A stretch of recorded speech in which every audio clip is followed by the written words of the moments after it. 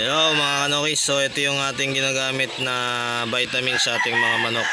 So ilalagay ko na lang dito sa video yung product at kung saan tayo umorder.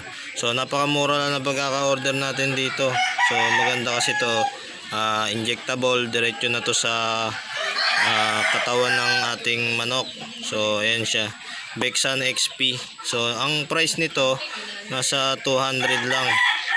So pagka in-order nyo siya ng kinsena sa katapusan, makukuha nyo siya ng mura. So 10 ml. Ayan.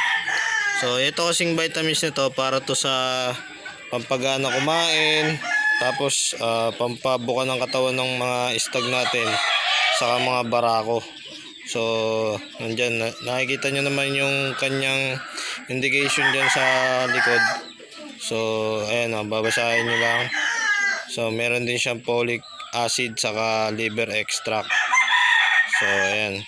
So maganda na mag-inject nito sa hapon pagkatapos kumain ng ating mga manok panabong or yung ating mga inahin, stag. Ang stag 4 months pwede nyong injekan ng 0.3. Okay, so ito yung sample ng ating Heringilia. So 0.3, ito yung 0.3 nya. Yan, 0.3. Nandiyan yung guhit niya, yan, 0.3.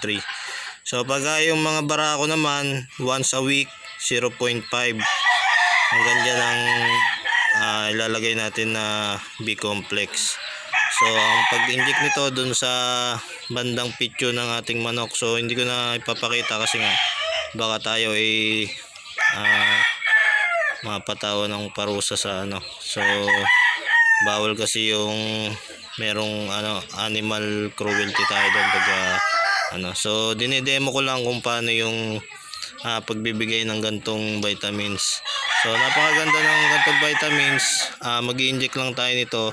For example, nag-inject kayo ng linggo lang kayo magbibigay tuwing linggo. So every week ang bigay nito pagkatapos kumain sa hapon. So napakaganda niya. Ito kasi yung parang maintenance na ng ating mga manok. So yun lang mga kanokis, at sana meron kayong natutunan sa ating konting tutorial.